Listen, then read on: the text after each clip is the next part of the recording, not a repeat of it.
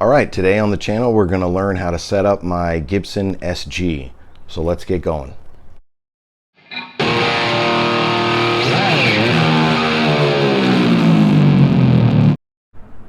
Alright, so like I mentioned, today we're going to set up my Gibson SG guitar. I'm going to do this video the same way I did my Gibson Les Paul setup. If you have not seen that video, I will put a link to it up in the corner up here for you to check out if you'd like.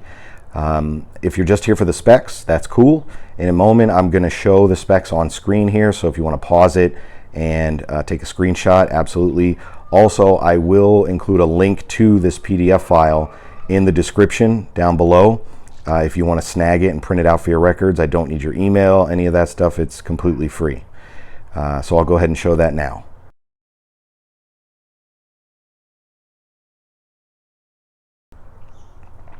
Alright, if you're sticking around for the rest, let's just go over some basic stuff that we're going to need for this setup. So we're kind of starting here. Got a kind of guitar rest here that holds the neck. Got a manual string winder, or my preference is this tool that kind of goes on the end of your drill. It just makes changing strings a lot easier. I have a lot of guitars, and to do it by hand it's just very cumbersome, so I prefer this method. You need a capo for checking the neck relief. Set of feeler gauges. Now you can either go to your local hardware store, Walmart, AutoZone, O'Reilly's, whatever you have. These are relatively cheap. They come in handy. Or you can use this fancy tool that I got on Amazon from Music Nomad. Again, not a sponsor, but it's just quicker because it only comes with a couple. It has everything right there. String action guide here. You can see I love Music Nomad. But this is a very handy tool. It has 64ths and the action and everything, and we'll use this later on the other side. It's got the measurements. I prefer the black one actually versus the silver. It just helps you see better. Need a tuner, string cutters. So this is nut lube. Sometimes I use this. We'll demonstrate that when we get to that part.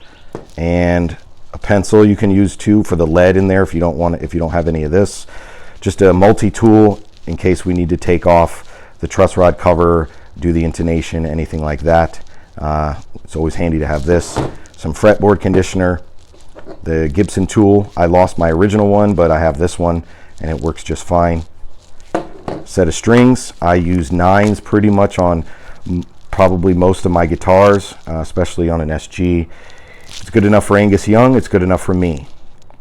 If you want to skip any part of this video, I will have markers in the video where you can skip to whatever part of the video that you would like to go to. Alright, so what we want to do now, this part is kind of optional. I always like to do it kind of a pre-setup. It's a good idea, at least for me, to know kind of where I'm starting from. So I like to just kind of see where I'm at now. So what I've done, if you see here, so I put little pieces of tape on the back of my guitars, painter's tape. That's not to mess up the finish or anything. You can see I just changed these strings about a month ago, so I did not do a setup though. So I'm going to do the setup today. Reason I'm doing it today is because it's been very hot where I've been at. We had a very hot summer, very dry, and a lot of the other guitars that I have are the necks, need to be adjusted. So we'll see on this one. If you don't know the story of this guitar, this is the one I got at Guitar Center. I made a whole video on that and kind of what a disaster it was getting it from Guitar Center. If you haven't seen that video, I'll link that up in the video up here. So I know what size strings I'm on. I always put 9s on here, and I want to check the relief and see where it's at now. So what you want to do is get your capo here. Obviously make sure the guitar is in tune. Now you really want to do all of these measurements as often as you can in the playing position, meaning the guitar is up like you would be holding it to play. It makes the most sense. That's where your guitar is going to spend the majority of its time when you're playing it. It's not on the back unless you're like a lap steel player. So you really want to try and do this stuff in the playing position. So you'll notice here, if it will zoom, so we have a couple measurements, 0.01, 0.008, and 0.006. Now this stuff is all personal preference. Usually, again, if you're taking it to like a Guitar Center or something, they'll usually try to set it up to the factory specs unless you tell them otherwise. So we have a capo at the first fret, and we're pushing down at the last fret, and then we're going to measure around the 7th fret to see where we're at here. So that's going to be about right here-ish. I'm going to use the 0.01 to see where I'm at starting from. It's very hard to do this on camera. There we go. So it's touching a little bit. Let me try the 0.08.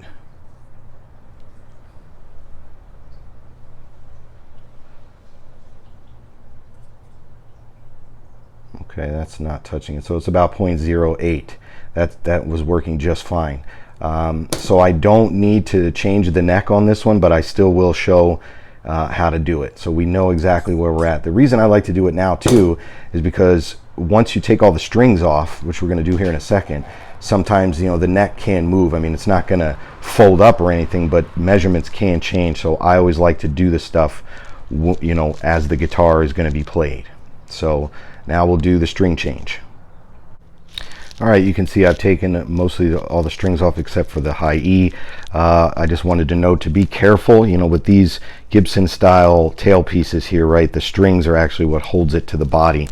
So if you take them all off and you forget, this piece is gonna fly off and it could damage your guitar.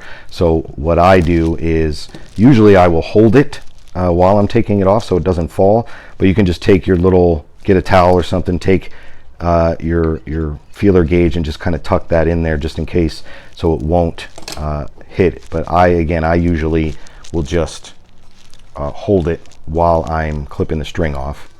So there, and then you just pull it off. But just in case you want to do it the other way. So this is where the drill comes in handy. I won't make you watch the whole thing, but basically, you know, this is where the time-saving piece comes into it. So we're just, oops, wrong one. You don't have to go fast again, but it just makes it that much easier. So I'm going to take all these strings, unwind them, and then we'll come back to condition the fretboard. All right, all the strings are off. So before you proceed, it's a good idea just to inspect everything and make sure there's no, you know, issues, no cracks, right? Make sure, take a look at these tuners here, see if any of them are loose, if you need to do any tightening.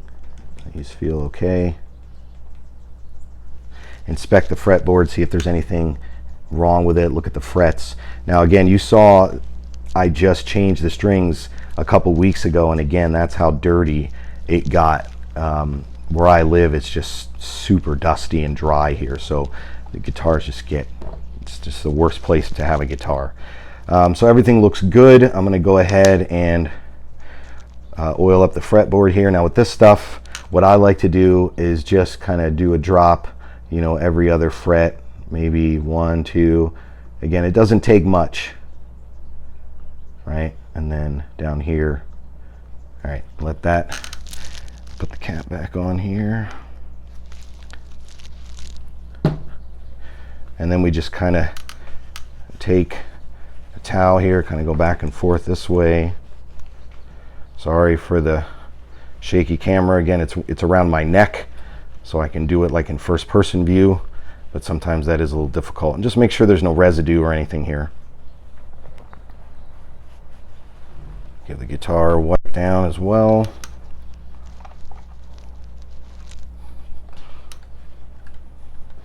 Make sure everything's good there. Okay. Now since I'm here and I got the strings off, in my opinion, it's a lot easier to take the truss rod cover off when you have the strings already off than it is when they're on. So I'm going to go ahead and take off the truss rod just to inspect that. Get my little handy tool here. Okay, there we go. Now I know truss rod stuff, people get freaked out by it. It's really not that big of a deal. I'm going to show you why here in a second, but really not that big of a deal to mess with this thing.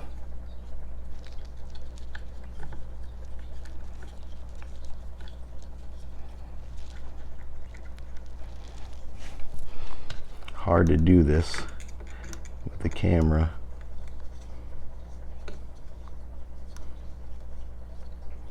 Watch those little screws too, they fly everywhere.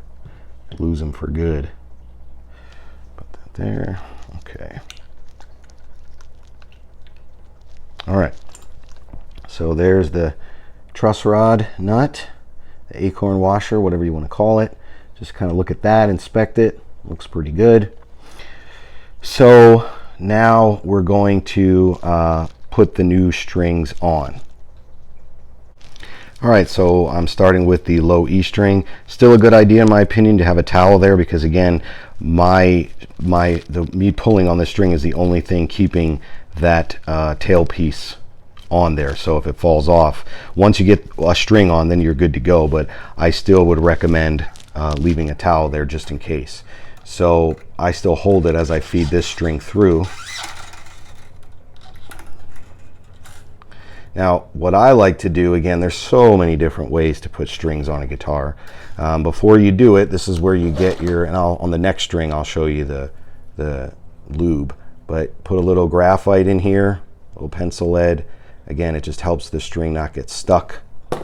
So the way I do it is I just put the string here, right? I go up 1 fret length, I come back, and then I just kind of wrap around here.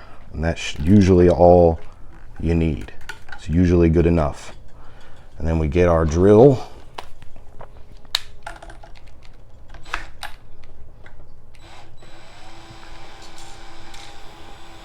Kind of start wrapping, making sure that this part, it's hard to do when I'm doing this camera there, make sure that's on the bottom. And then just go slow, right? Make sure it's all lined up. And got the tuner, so now I turn that on. The rest of it I do by hand. I just get it started with, with the drill.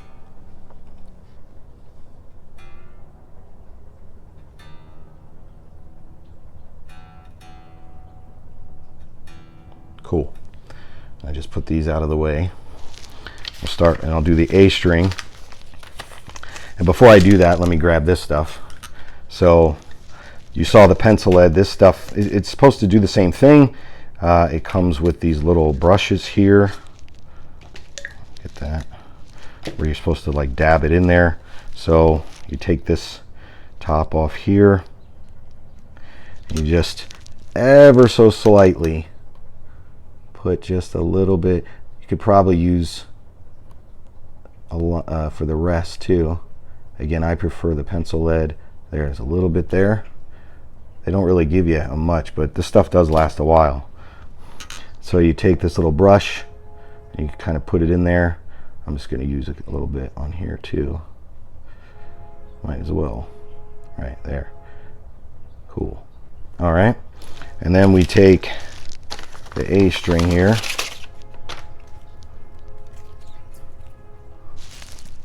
Same process. Can move that towel now. Now that we're it's tight enough, the bridge isn't going to fall off.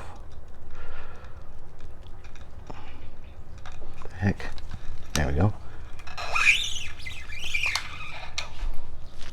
Come up here. I like to turn these so they face inward on whatever side I'm doing. Make sure it's good in the saddle. And again, we go one back and around. Grab the drill.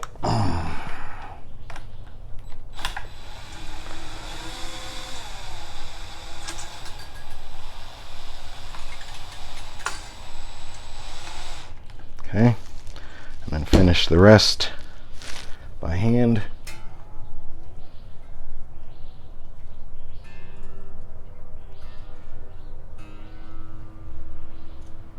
And these strings, obviously they need to be stretched.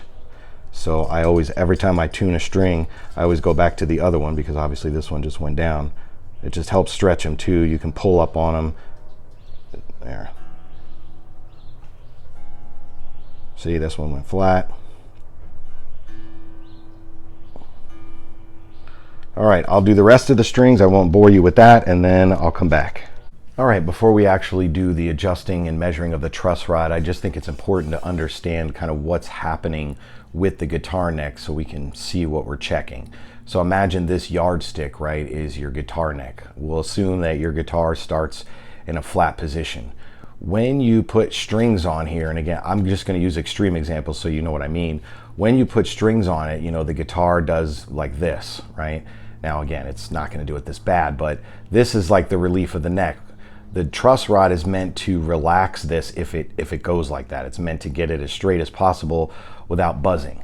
On the flip side of that, some necks are very tight already, and when you put the strings on, they're still like this, right? So the truss rod would tighten, or I'm sorry, you would want to loosen it in this case, right, to relax it down to a more straight position. So if it's like this, you need to tell the truss rod, hey, we need you to start doing some work here. We need you to tighten up so that the guitar neck can come as straight as possible without buzzing.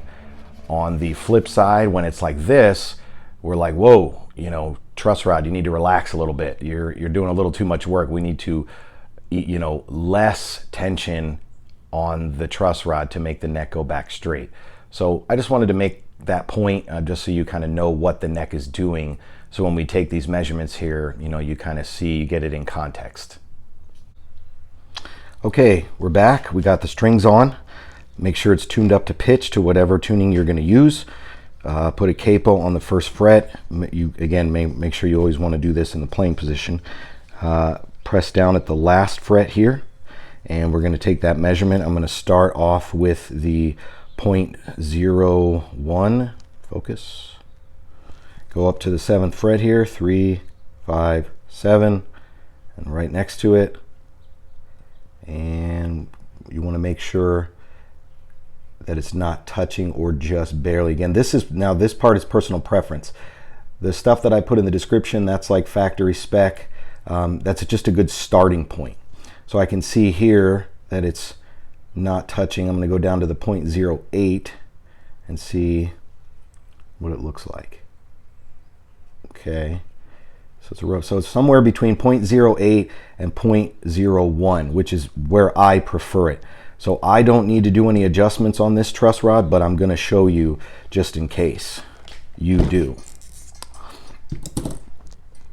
So let's assume, for the sake of conversation, that my truss rod was too bowed upwards, right? Like instead of a straight line, imagine it's like a, you know, it's like a curve, like a U. Obviously that's an extreme example, but if that was the case, well then what we need to do in this case, if it was, you know, bowed down, we would need to tighten the truss rod. Now I know truss rods can be a scary thing. They're not as bad as you think, right? If you look at this tool, it's almost foolproof in a way where you can't really do a whole lot of damage at once, right? It's almost impossible. So let's assume that I needed to get my truss rod to go to tighten. Well, I would want to turn it to the right, right? Because that's gonna make the truss rod come up like this. It's gonna tighten it to make it as straight as possible.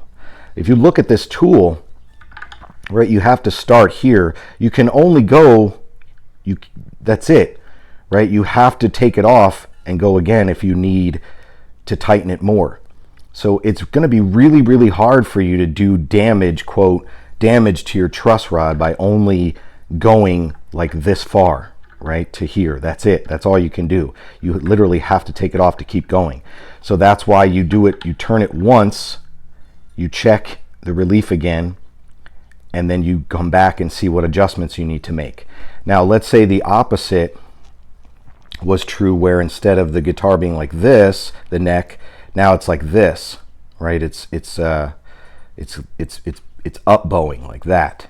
Well, in that case, there's way too much tension on the truss rod, so you'd want to relax that by going this way, right? The righty-tighty, lefty-loosey thing is no different on a guitar than it is with a screw. But again, you can't do much damage by just turning it one time.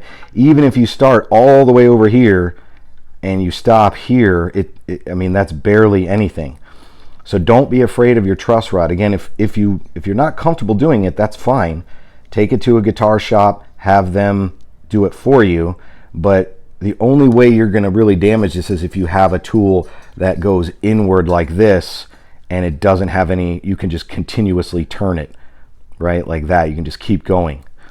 I don't use those kind of tools because I've never in my life had a guitar that I've needed to, you know, turn like 5 times. So this works just fine for me. I feel like that's why Gibson gives you this. They don't give you one that goes straight in.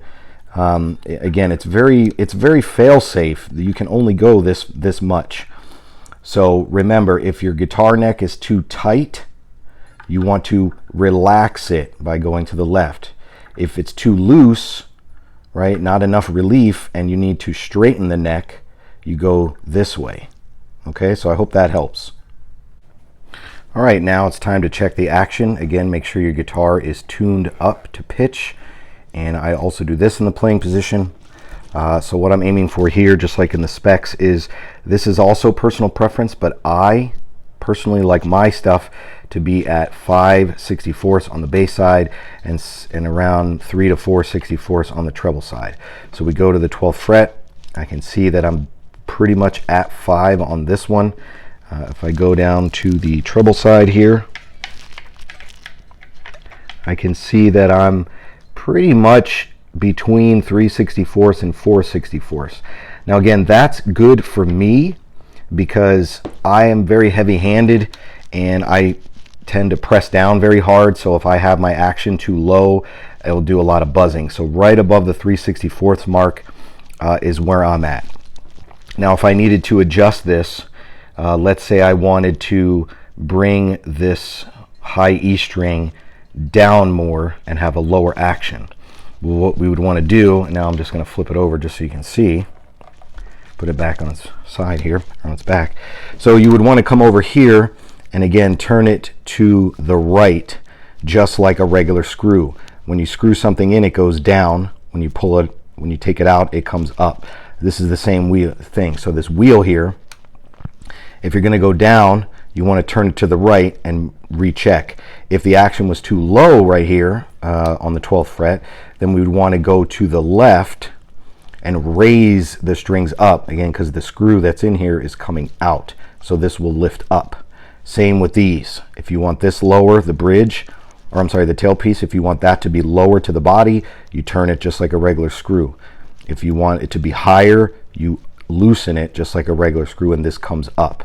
So in this case, my guitar action is pretty good. I don't really need to do anything here. So now we're going to check the nut. So the easiest way that I found to do this, there are measurements again in that description, but just to give you kind of a general idea is if you have some problems, what you want to do is just fret your guitar at the 3rd fret and just kind of tap right here. There should be just the tiniest of gaps. I want to say it's like 1/64 up here, but again, you should be able to just tap it with your finger at the 3rd fret. If you just want a little tiny bit of space, just a little bit, and you'll kind of be able to tell just from playing it, because if you're like fretting, you know, cowboy chords, right, and you have to press really hard to make those chords sound good, chances are, you know, your nut slots are too high. But if you make an E chord up here or any chord and you play it and you hear a lot of buzzing, that's pretty good indication of that the nut slots are probably too low. If you don't have any problems, right, just do that little tap test and that should be a pretty good starting point. But you should already know, just based on playing it, if you're doing this and you have to like really push down to make a chord to get all the notes to ring out, then you know you probably have some issues and need to get your nut slots looked at. Okay, now it's time for intonation. Now normally I would do this in the playing position. I really never found that big of a difference intonating the guitar in the playing position or laying flat. For the purposes of this video, I'm going to do it flat just so you can see everything that's happening. Everything else I definitely recommend doing in the playing position, you know, neck relief, action, all that stuff. me personally, I've never found a huge difference in doing it laying flatter in the playing position just for intonation. So what we want to do here is, first you got to make sure every string's in tune. So we'll start with this one, tune it up to pitch to whatever you want it to be. Okay, then we're just going to come over here to the 12th fret, and we hope that that note is the same pitch, same exact thing. Not pitch, but same note. Okay, you can see in this case it's just a hair flat. So what we want to do here, we come down to our saddle screws. Now some Gibsons and Epiphones are on this side, some of them are on this side. My Les Paul is in the front, and this one happens to be in the back. So what you're going to want to do is put your screwdriver in here or whatever tool you use. Now the same concepts apply, you know, screws work the same. When you turn it to the left, when the note is flat, you want this saddle to go forward to shorten the string length between this break angle to make the note higher. So when you turn it to the left, it's almost like the screw is coming, it's not going to come out, but theoretically it would be like this would be coming out. This will go forward. If your note is sharp, then you want to turn this to the right and get the saddle to come back more. So in my case, the note was flat, so we're going to go to the left. And we'll see what that does. This is probably the most tedious part of the setup because it's, you know, you have to keep going back and forth and back and forth. Hopefully you get a good guitar that intonates very well and stays that way. But I didn't really change string gauges or anything, so I shouldn't have that. It shouldn't be that difficult. Still a little bit. It's might be one little tiny turn. It's about there right now, but okay. Try that. And again, you have to kind of keep going back and retuning all the time. That's the only way it'll work. Let's see. Okay. So I'm going to call that one good. So that's how you do it. I'm going to intonate the rest of the strings so you don't have to sit here and watch. Okay, I did want to show you the D string because that one actually is a good example of it being sharp. So it's in tune. If I go to the 12th fret, you can see it's a little bit sharp. So what we would need to do in this case, again, is the opposite of what we did on the E string. So we go down here and we turn this one to the right. You can see that one's actually pretty far up there. So we go to the right to lengthen. We want to make this come back. Or I'm sorry, it's sharp, so we want to, yeah, we want to make this thing come back a little bit. So now we retune. Go down more and then come back up.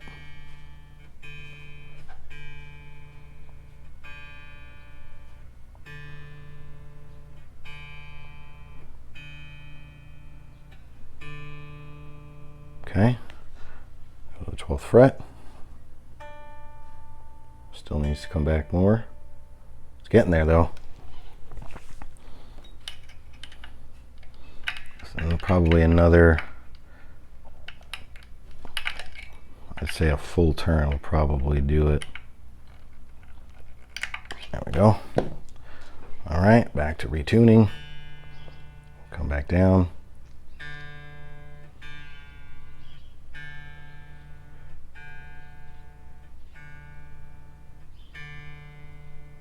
Okay. Ooh, close.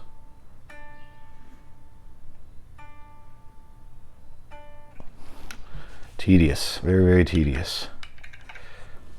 So I could see why some people would want to pay somebody to do this, but again, for me, it's just, I enjoy doing this kind of stuff, and it's really not that hard, and it's, I don't know, it's kind of fun sometimes.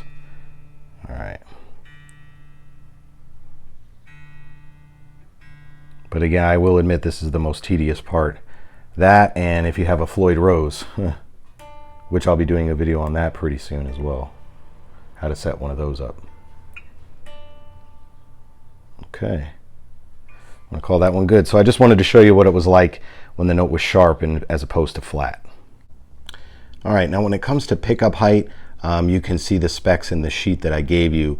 This is also going to be a matter of personal preference. Now for me, you just want to make sure they're not touching, the strings are not touching the pull pieces when you are playing. So if you push down at the very last fret here, we can see that you're looking for the distance between the top of the pull piece and the bottom of the string. So in this case, this one's good, and the bridge is good as well. You can raise and lower these. This one probably could come up a little bit, but I don't really play on the neck pickup a whole lot, so I'm good with the sound that it is, but that's basically what you just want to make sure. Now another thing, when it comes to this, the bridge or the tailpiece, you know, there's a lot of speculation and stuff on should it be flat against the body, should it be up. What I like to do, again, it's all about the break angles for me, so I just want to make sure, not so much on the bassier strings. For me, it's on these up here. You just want to try to make sure that the string is not touching the metal as it's going down. The only one that is a tiny bit on this guitar is the low E, and I don't really have a problem with that. I don't hear it. But if it's touching on these strings, the higher ones, I definitely notice it. So I raise the tailpiece up until the string angle, the angle into the tailpiece, if you just slip like a piece of paper through here, and as long as it's not touching. That's my opinion on it. Everybody has like their own, you know, setup and everything. That, again, personal preference. Most of this stuff is personal preference. You know, all the stuff I tried to do here is just a guide, maybe a starting point. All right, that pretty much wraps up the guitar. One thing I wanted to mention, you notice I haven't cut the ends of the strings off yet. I do that for a reason. I've had it happen to me before. I don't take the strings off or cut the ends off until I'm absolutely done with every single thing. The reason I don't do that is because I've had it happen in the past where I've gone to set up a guitar, you know, I've done everything, I clip all the strings, and then there's a problem, let's say with a wiring, there's a pickup loose or something, I have to get in here for some reason, or I have to take this bridge off, or there's something wrong, and if I wind up having to take the string off for any reason, it is extremely difficult to get the string back on once you've cut those off. So just me personally, I never cut them off until I'm completely finished with everything and the job is completely done. All right, the very last thing for me to do here is document my work here. So you can see I put on here, the last time I changed the strings, what type and gauge is on here, and what tuning I sent it to. That way, if I'm playing and it's been a while, I just look down at this and I can see, oh, it's been a while since I changed these strings. Now, I just changed these a couple weeks ago, but again, I didn't do a full setup. And since, like I said, it's been pretty dry here, I wanted to make sure that everything was good to go. So that's my little trick. I'm old, I can't remember stuff. Typing it in my phone, it just gets a little too cumbersome. All I got to do is this, and boom, I'm ready to go. And this is painter's tape. It's not going to hurt the finish or anything. All right, that'll do it for this installment in this video. This thing is ready to go. I hope I helped out in some small way for the quick setup video. If you have any questions, as always, please feel free to leave them in the comments. Love to know what type of SG you have, whether it's a junior, a special, you know, a standard, custom, whatever. I love SG, so always love to hear what other people have. That's it. Take care.